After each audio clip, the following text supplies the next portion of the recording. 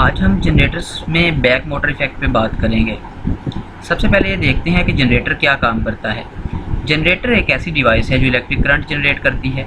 Generator के अंदर जैसा कि यहाँ शक्ल में दिखाया गया है, एक कॉइल होती है और उसे मैग्नेटिक फील्ड में रोटेट करवाया जाता है।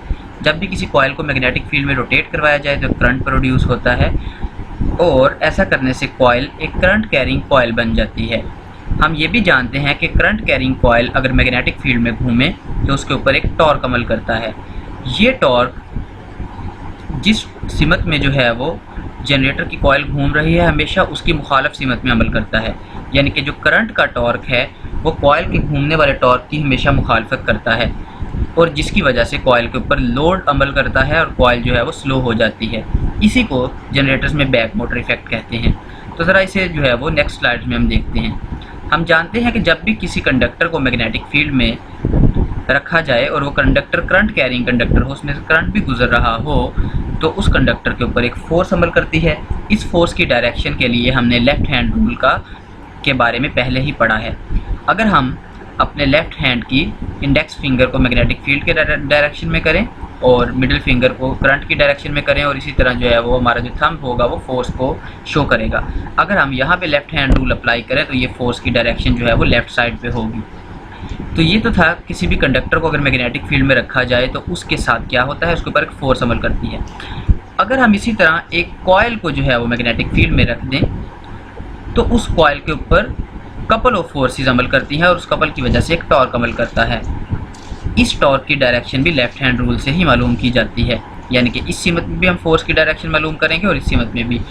जैसा कि यहाँ दिखाया गया है कि जो राइट साइड यहाँ पे BC है, इसमें फोर्स क्रॉस फोर्स है, यानी कि पेज के अंदर की जानिब अमल करेगी और AD साइड के ऊपर जो फोर्स है वो पेज से बाहर की जानिब अमल करेगी। तो कॉइल इस तरह जो काउंटर क्लॉकवाइज डायरेक्शन में घूमेगी।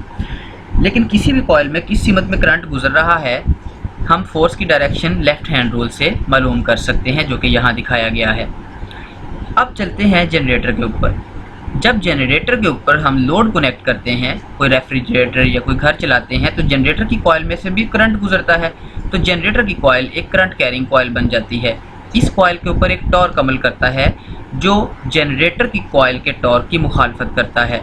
यानी कि करंट का जो टॉर्क होगा वो जनरेटर जिस सिमत में कॉइल घूम रही है, इंजन जिस सिमत में कॉइल को घुमा रहा है, उसकी हमेशा मुखालफत करता है। तो यहाँ पे इस चीज़ को यहाँ पे दिखाया गया है। फ़र्ज़ किया कि आपका जो जनरेटर का इंजन है वो जनरेटर को क्लॉकवाइज सिमत में इस तरह घुमा रहा है, जैसा कि यहाँ पे शो किया गया है।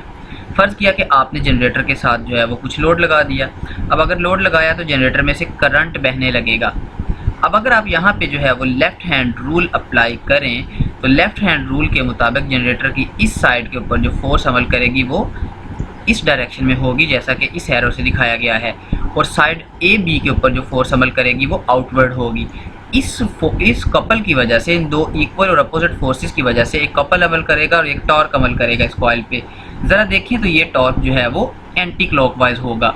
अब इस टॉर्क का असर क्या होगा? इस टॉर्क की वजह से कॉइल जो है वो जनरेटर की जो कॉइल है वो स्लो हो जाएगी। इस चीज़ को अगर प्रैक्टिकली देखना हो तो आप किसी जनरेटर को चलाएं और उसके साथ जो है वो एक रेफ्रिजरेटर या एक मोटर लगा दें। अब जैसे ही आप मोटर का बटन ऑन करेंगे तो आप देखेंगे कि जनरेटर जो है वो थोड़ी देर के लिए स्लो हो जाता है। जनरेटर की आवाज़ आपको बदली हुई नज़र आएगी। लेकिन जैसे ही आप स्विच ऑफ करें जनरेटर की आवाज़ पहले जैसी हो जाएगी।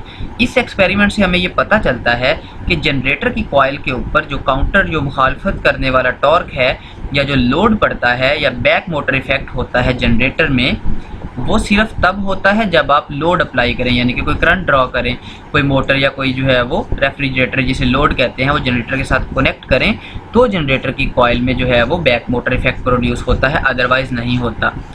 तो यहाँ हमने यही बात लिखी है कि बैक मोटर इफेक्ट जनरेटर्स में उसी वक्त प्रोड्यूस होता है जब इसकी आउटपुट के साथ हम कोई लोड लगाएं, यानी कि सर्किट क्लोज हो। अगर ये सर्किट ओपन हुआ और करंट यहाँ से ज़ीरो हुआ तो कोई बैक मोटर इफेक्ट अमल नहीं करेगा। अब हम एक और एक्सपेरिमेंट करते हैं। अगर जनरेटर की कॉइल से ज़्यादा करंट ड्रॉ किया जाए, यानी कि अगर हम जो है वो पहले जनरेटर की कॉइल के साथ एक पंखा चला रहे हैं तो जनरेटर की कॉइल के ऊपर बहुत ज़्यादा जो बैक मोटर इफेक्ट अमल नहीं करेगा और इस कॉइल बहुत ज़्यादा स्लो नहीं होगी। लेकिन जैसे ही आप जो है वो इसी जनरेटर के साथ 10 पंखे चला देंगे तो अब जनरेटर की कॉइल में से करंट ड्रॉन बढ़ जाएगा, यानी कि पहले अगर करंट ड्रॉन 1 एम्पेयर था तो अब 10 एम्पेयर हो जाएगा। तो ऐसा करने से बैक मोटर इफेक्ट भी बढ़ जाएगा, यानी कि काउंटर टॉर्क, अपोज करने वाला टॉर्क जो है वो इस कॉइल पे बढ़ जाएगा। इससे ये साबित होता है कि जैसे जैसे हम जो है वो इलेक्ट्रिकल एनर्जी ड्रॉन जो है वो ज़्यादा करते जाते हैं, ज़्यादा इलेक्ट्रिकल एनर्जी जनरेटर में से ड्रॉ करते हैं, वैसे वैसे जनरेटर की जो कॉइल है उसके ऊपर लोड बढ़ता जाता है, यानी कि उसके इंजन को जो है वो ज़्यादा पावर देनी पड़ती है। ये चीज़ बिल्कुल law of conservation of energy के मुताबिक है, यानी कि जितनी इलेक्ट्रिकल एनर्जी जनरेटर हमें देगा उतनी ही मैकेनिकल एनर्जी इसके इंजन को हमें प्रोवाइड करनी पड़ेगी। तो ऐसा करने से इंजन ज़्यादा पेट्रोल कंज्यूम करेगा। तो इससे ये पता चलता है कि law of conservation of energy और बैक मोटर इफेक्ट दोनों एक दूसरे के साथ जो है वो अकोमोडेट करते हैं। ये तो थी आज की वीडियो। नेक्स्ट वीडियो में हम जो है वो नेक्स्ट टॉपिक के साथ हाज़िर होंगे। अभी तक के लिए इतना ही। अल्लाह हाफिज़।